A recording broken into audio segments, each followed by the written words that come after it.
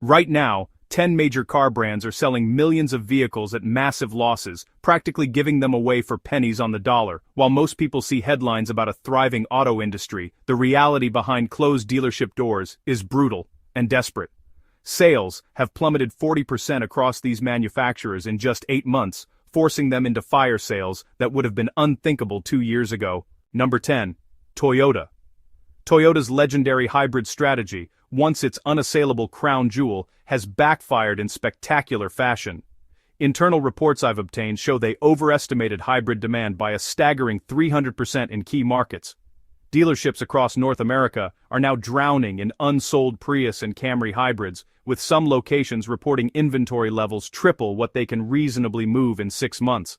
The lots are overflowing with vehicles that were supposed to be low-risk, guaranteed sellers. What went wrong? Toyota bet heavily that hybrid technology would continue its uninterrupted upward trajectory as a sensible middle ground, but consumer preferences shifted dramatically while executives were celebrating their projections.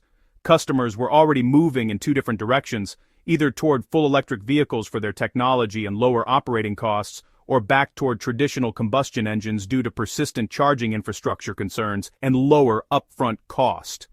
Toyota's hybrid stronghold was suddenly a no-man's land. Ford's F-Series trucks have been America's best-selling vehicles for over 4 decades, but this empire is showing deep cracks. Dealers across the country are slashing F-150 prices by up to $15,000 just to move inventory, with some higher trim, luxury-oriented models sitting untouched on lots for over 6 months. Even the Lightning electric models, which generated so much initial media buzz, are collecting dust in showrooms as practical buyers hesitate over real-world range concerns and the limitations of public charging infrastructure for a work vehicle. What's particularly alarming is the collapse in fleet resale values. Commercial buyers, construction companies, utilities, municipal fleets, who typically provide a stable, predictable foundation for Ford's truck business, are now dumping their vehicles early.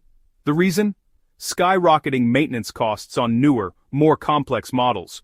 Warranty claims on heavy-duty models in particular are exceeding projections by 400%, creating a ripple effect that is destroying used truck values across the entire segment. When no-nonsense fleet managers lose confidence in a vehicle's day-to-day reliability, it signals a fundamental problem.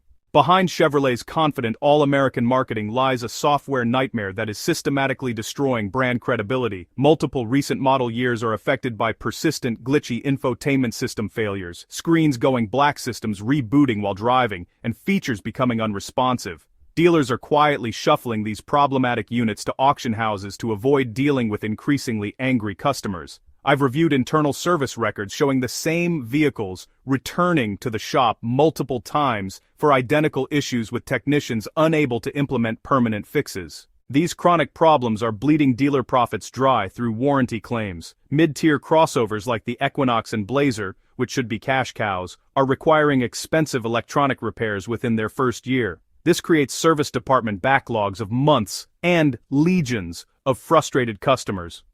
Some dealers report their service departments are so overwhelmed just handling mandatory software update appointments that the average wait time has stretched to 3 weeks in major markets.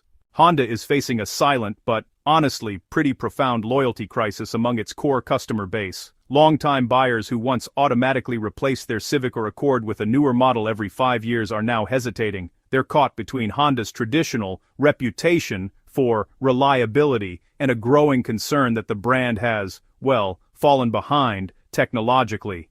Customer complaints about unnecessarily complex systems in what should be simple, reliable transportation have doubled in the past year alone.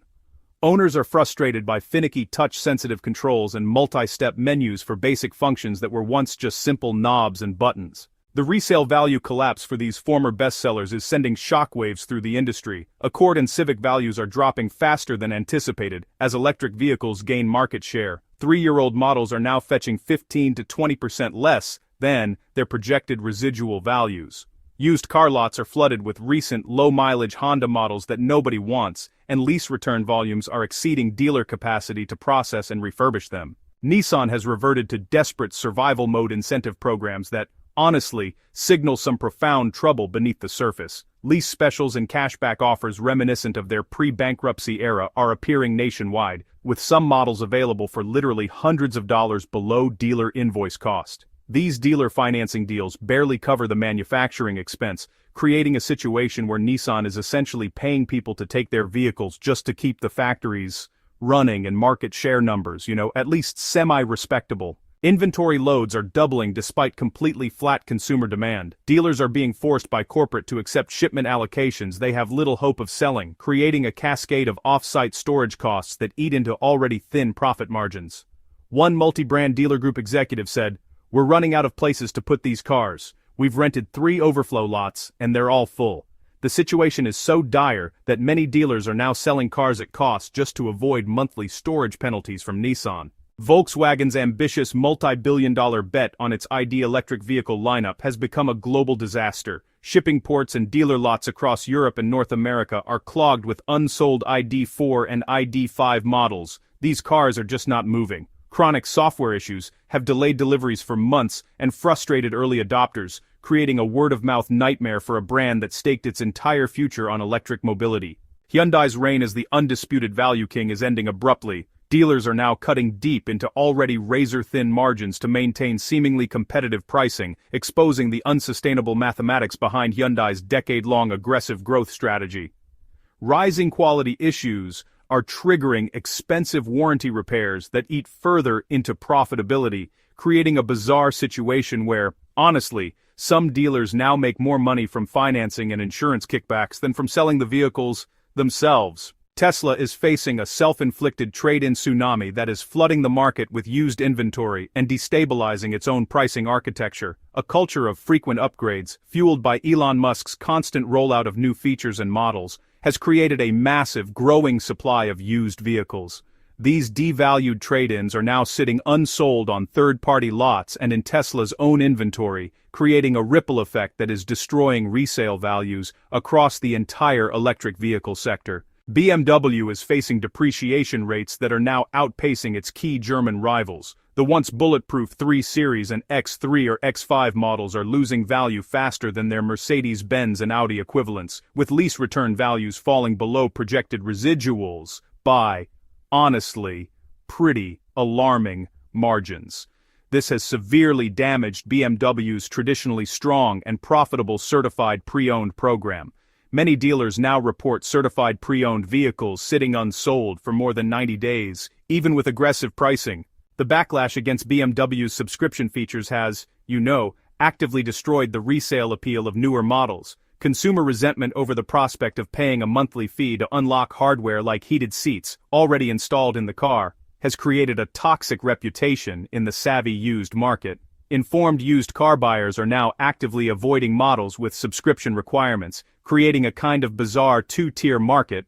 Older, fully unlocked BMWs are now commanding higher resale prices than newer models with feature-locked capabilities. Kia, the recent poster child for rapid growth, is facing a lease return avalanche created by its own previous cycles of hyper-aggressive incentives. Record numbers of vehicles from 2021 and 2022 are now flooding back into the market from expired leases, overwhelming dealers who, frankly, lack the physical space and manpower to process, recondition, and resell this volume. The hidden long-term costs of Kia's meteoric market share growth are becoming painfully apparent, as these thousands of return vehicles sit in holding lots, accumulating daily storage fees and depreciating further with each passing week. Despite improved initial quality scores, troubling reliability perception gaps are emerging across the lineup, particularly in the turbocharged engines that helped Kia gain its performance credibility.